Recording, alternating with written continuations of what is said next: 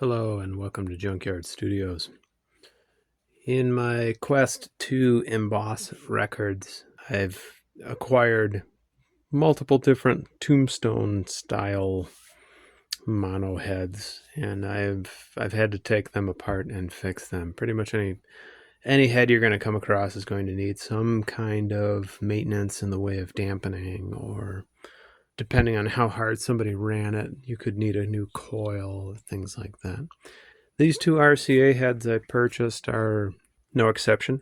I got them, as far as lathe things go, relatively cheap. The one on the plate there actually works a lot better than the one in the bucket, and I figured out why. If you were watching my Presto lathe video number 4 or 5, I'm not sure which one, I was trying to incorporate a feedback system.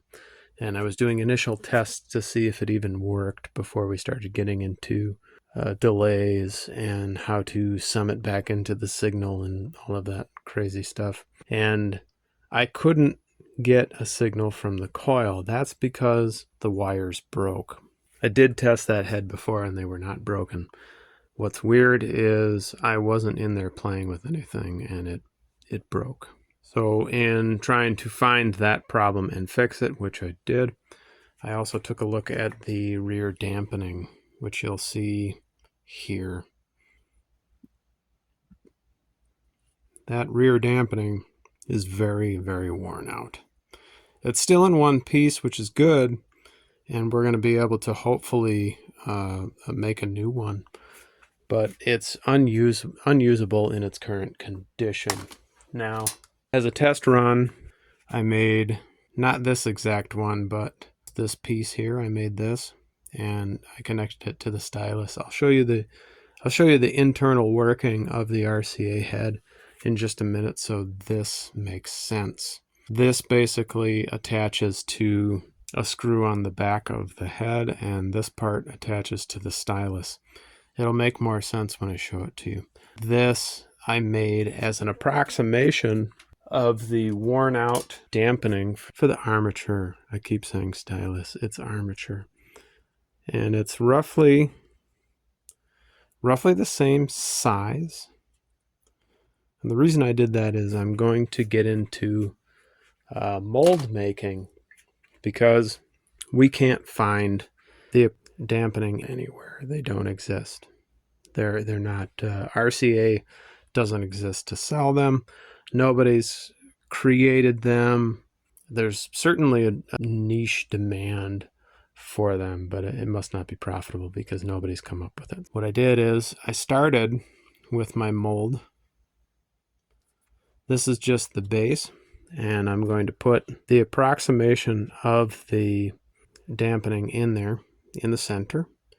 I'm going to put some sort of filling funnel into it, probably something like this, and then I'm going to pour more mold maker over the top, and that's going to create a mold so I can put different materials in there and try and experiment with getting a good consistency on the dampening material, because it's like viscoloid or something like that. It's a fancy word for rubber, but there's a certain, I guess, density and hardness to it. This is kind of flexible.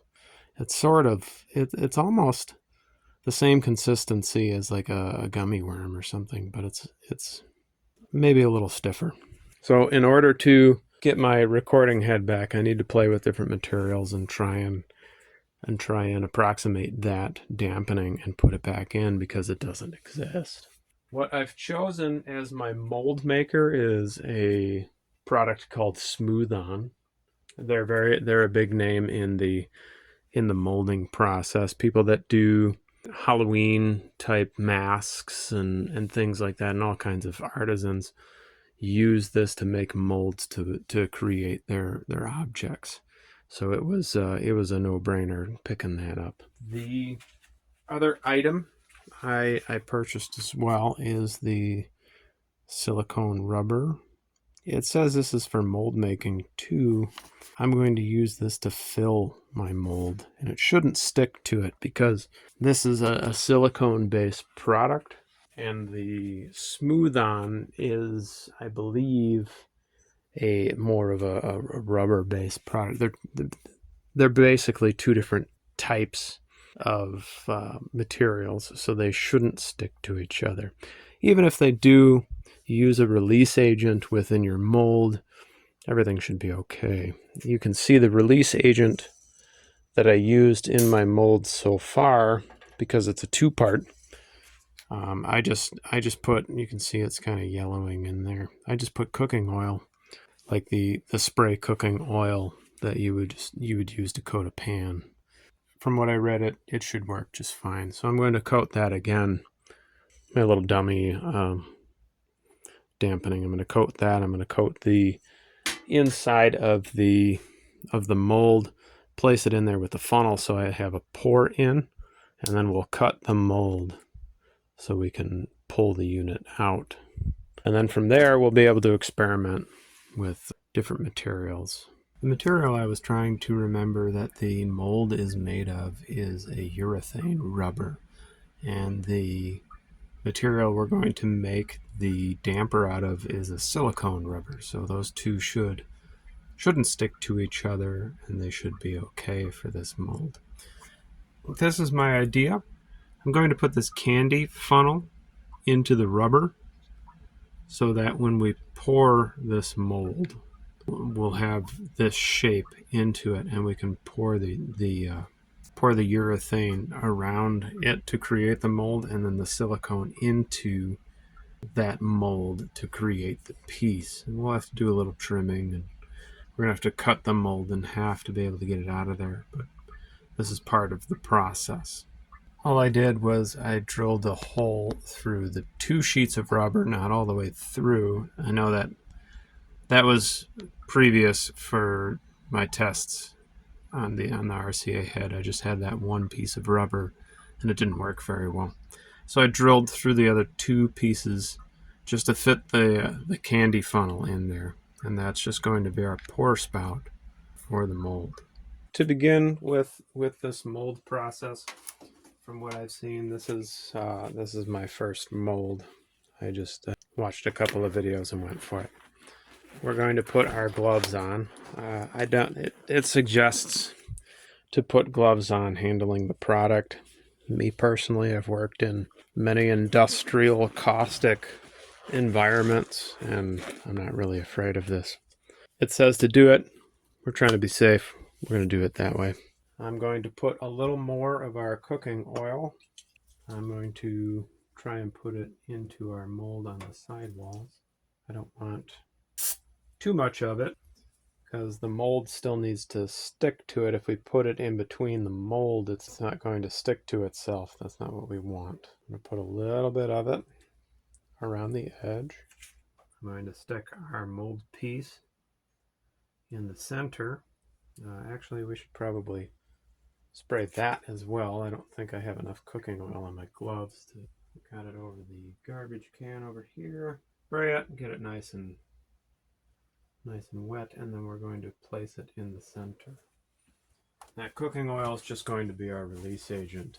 With this smooth-on product, it suggests that you measure equally both the parts A and B. Did not do that last time, and it turned out pretty well. I just kind of eyeballed it, but let's do it this time just to do it.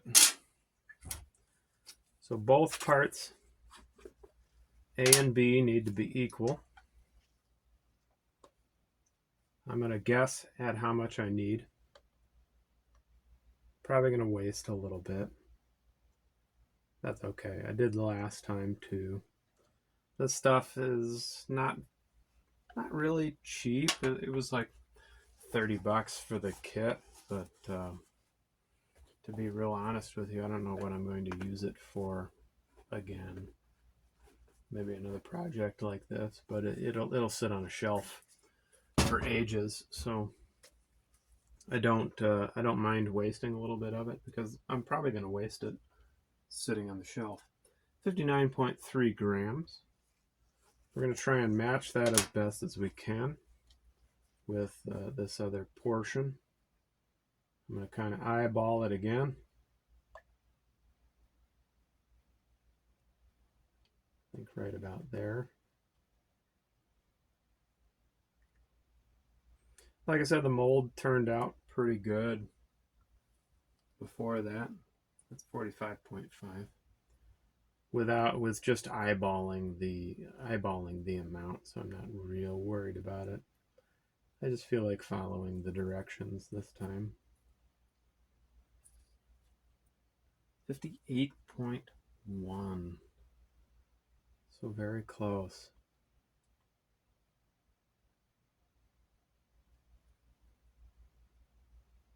Of course, I'm going to dribble it everywhere. No project would be complete without spilling stuff all over the place. 61. I'm not going to play with it too much. Maybe I'll put just a hair more of part B.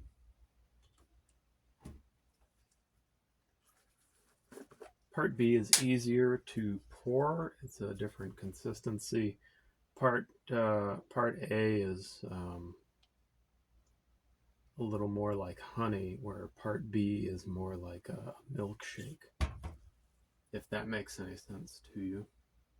61.8, I'm going to call that good.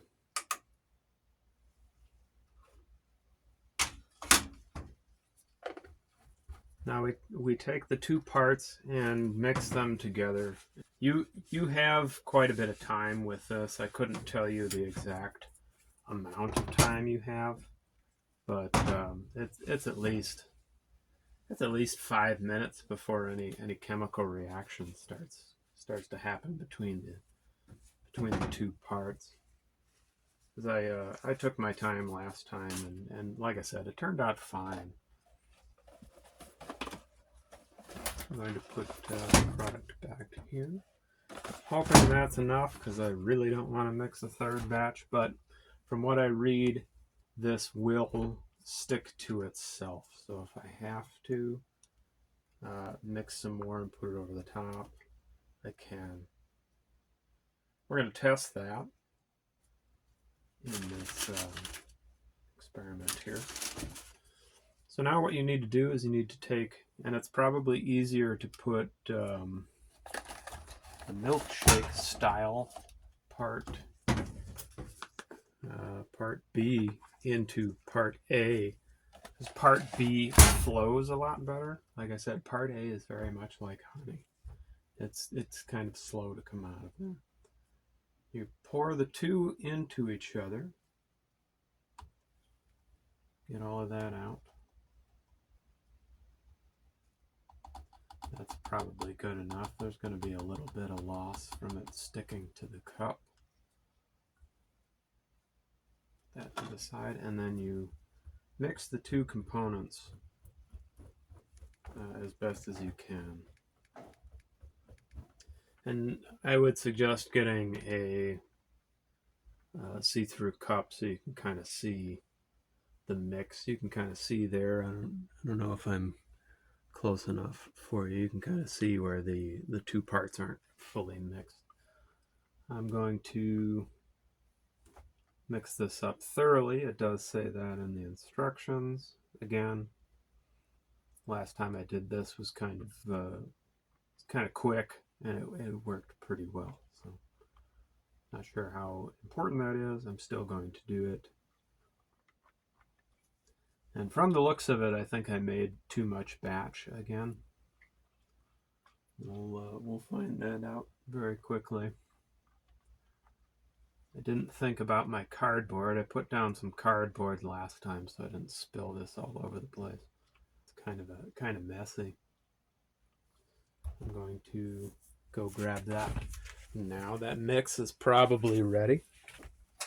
Move that to the side. Put my cardboard there. Give it another stir. Yeah, I'm probably going to have a bunch of leftover. I hate to waste it, but I mean, like I said, I don't know what else I'm going to use this for. And now we're going to pour the rest into the mold. Our piece is centered for the most part. I'm going to fill up that mold all the way to the top.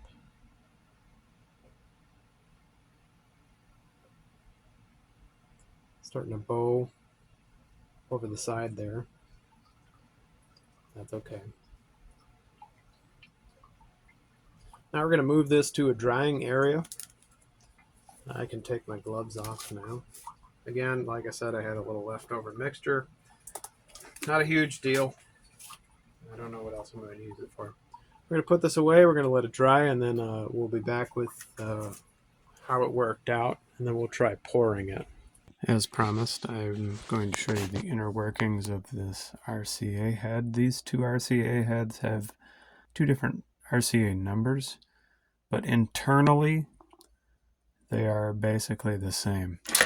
That piece connects here and up here. You can see this one's kind of shifted too, but that's the same rubber as the same dampening as the other unit. And this one's in good enough shape it can continue to work, but as you can see, it's shifted some, and it's probably eventually going to need to be replaced. And here on this unit, that was my attempt at replacing it with a rubber sheet, and that didn't actually sound very good. There was one other factor with that. I forgot to dampen the front of the armature here. I did the back because it was pretty easy to get to, but I wasn't able to slip anything on the front there. I'm going to do that, give it another test. I don't think that rubber sheet's going to work, and then we're going to try our dampening pour. Our mold should be ready. It's been drying for pretty much 2 days.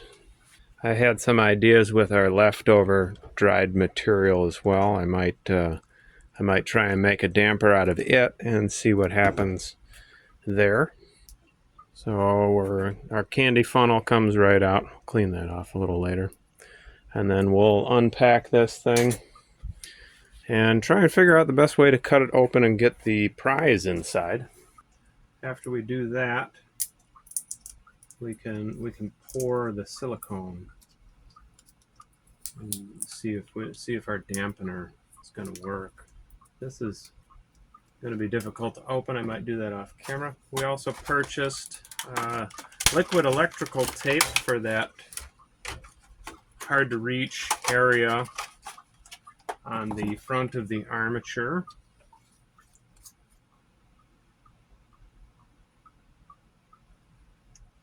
That applicator brush is pretty wide for our application. We might choose a different spreading material, but that this looks pretty good. Might take a couple of coats. We'll try that out. We'll open up the head and get those pieces out and start experimenting. Looking at our mold, I've already seen some things that I did wrong. I ran the tape on the inside of my little mold bowl here, and that made it more difficult to remove. So I would not suggest doing that. I taped it because I had a cardboard bottom, and that kind of screwed up the bottom of the mold and stuck to it. Wasn't exactly the best choice. I mean, it's not a big deal. It's just a mold. But in the future, I might not do that. Also, they said that the mold agent would stick to itself even if it's cured, like you could pour it over the top. And as you can see, I'm separating both halves of my mold. So I would say that is wrong and not the truth. So I just pulled that apart by hand. The release agent the cooking oil, it for the most part, works. I'd say that's decent. But the mold, at least the smooth on stuff that I purchased, once you've got a cured piece, you can't really pour over the top of it. They say you can, but you can't. If you want a solid mold that you're going to cut so you can fill it. I'm still going to be able to use this, I think. I'll just stick the two pieces together, put it back into. It probably doesn't even need to. It kind of it's kind of tacky, but it also I'm sure that'll change over time. But seems like it secures itself pretty well. I'm still going to use it, but them saying that you can pour over a cured piece with more material, I don't think you can unless I did something wrong. It did not work. Like you saw, I just pulled the thing apart by hand. Normally with these molds, you want to cut them apart so you can get your desired your desired fitment between the two pieces. We're going to give that a shot anyway. We're going to mix up some silicone, put it into our pour, see how that goes. I might spray it again with some cooking oil. I'll go grab that. I think this is still going to work. I'd like to play around with this more cured stuff as a dampener as well. I'm going to do that in a minute, maybe cut it into this shape and give that a shot. I took some of the leftover mold material and cut it into the shape of the damper that we're trying to create. It has a very similar flexibility. This feels a little more rigid, which might be okay because this is very old and worn out, and at some point you can see it stuck to here. So it suffered like some heat damage of some kind. So the fact that this is a little more springy might actually be okay. So I'm going to try that. I'm still going to pour a mold. Right now I'm going to take apart the head, and I'm going to try to get at this part of the stylus that we did not have dampening material on. These RCA heads, this style tombstone, because I have another one that's a little different. They should all come apart roughly the same. This little back cover is where your damper is at. That little attachment goes right to the stylus, and then this is your other attachment screw here. So once you undo those two,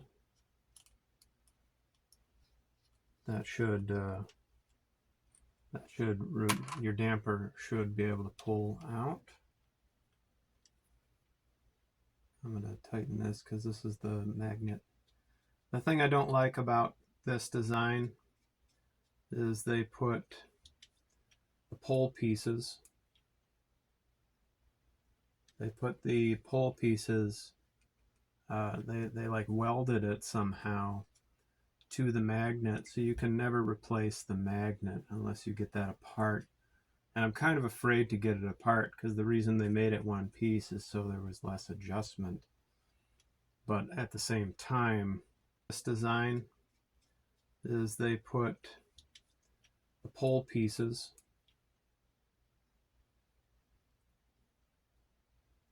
They like welded it somehow to the magnet, so you can never replace the magnet unless you get that apart.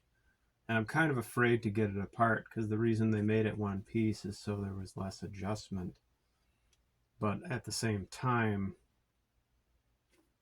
I also want to replace the magnet because it's kind of weak. So to get the rest of this armature out, we're going to take this this front adjustment screw. That's like a centering adjustment here, so you can move the. You can kind of, I don't know if you can see that. You can move this or the armature, so you can center it from there. And I actually had to do that last time. It was out of center. And then you take these two screws out of the bottom here.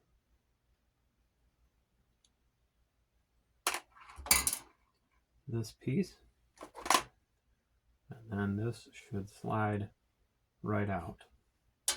Your coil is going to be very loose there, so you want to be careful with that. If you really wanted to be extra careful so you don't break the wires, you could put your screws back in for those pieces and kind of tighten them down. That'll keep your coil from bouncing around a bunch when you're handling this. It'll cost you a little extra time taking it apart to put it back again, but it'll keep your very fragile coil wires from bouncing around a lot.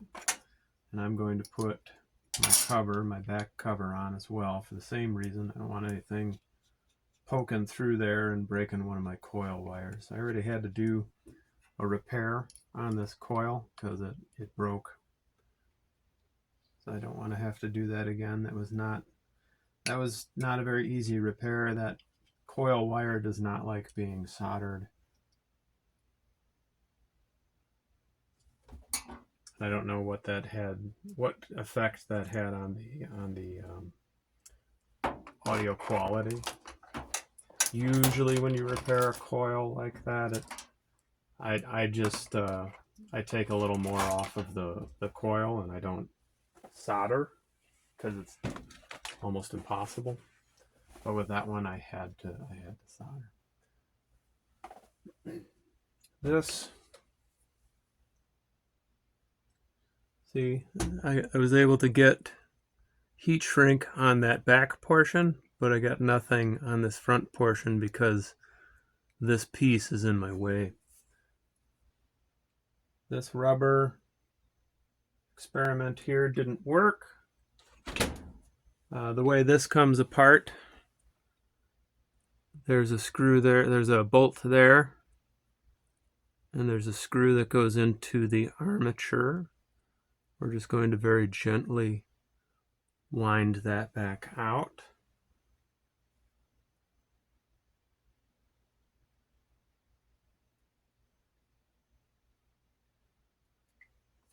Set that aside. That's the piece we want to play with. I loosened this up, and the way that I did it was actually kind of scary. I had to, because that damper was already out, I was able to grip this washer-like bit with a pair of slip joint pliers. And that was dangerous because I could have broken it because this is a very fragile piece, but I just went real slow and I cracked it open and then unwound it from there so I wouldn't break this very tiny fragile piece. That's how that comes apart if you have to do that. It's a washer with a little nut, and then there's that bolt piece that goes into the back of the stylus. We're going to put that in our box for now. We don't want to lose that. Throw that to the side. I don't know, maybe the front dampening being out of place had more to do with it. May or may not be able to experiment with that. Now I'm going to take my liquid electrical tape. I don't actually know what the compound here is. It's some sort of rubber, right? Doesn't look like they tell me on the back of here. How would they? Probably a trade secret or something like that. You can see it's pretty tacky. I think it's going to stay pretty good. I'm going to do my best here to kind of coat it. And hopefully it comes off easily too, because I'm getting it in places I don't actually want it.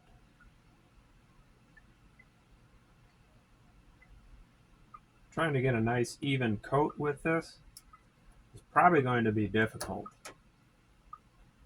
but I don't have a whole lot of other options to try. So I'm going to give it a coat. I'm going to let that sit for a while. Then I'm probably going to coat it again. I really want to move that stuff around a little more without adding too much to it. Don't know what the cure time is. Actually looks pretty good. I might not need a second coat. Stir well before using. Well, crap. Wires or terminal to be sealed must be clean and dry. Check. Brush or dip Starbright liquid electrical tape on electrical connection allowed to dry for 5 minutes. Apply a second coat if greater thickness of seal is needed. Product fully cures in 24 hours. So 5 minutes, I don't care about.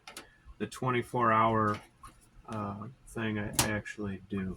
I guess I'll wait 5 minutes, see if it needs another coat, put it on there, and then it should be cured in 24 hours. So we're going to set that aside. We're right at that 30-minute mark again, so I'm going to cut this into another video. We're going to pour that mold. We're going to run that mold damper and put the head back together. You can see that's a pretty good coat there. I think that amount of dampening should be good. We'll find out on the next run. I'm going to put it all back together once everything's cured, and then we'll make a pass. Thank you for watching. Stay tuned for part 2 coming soon.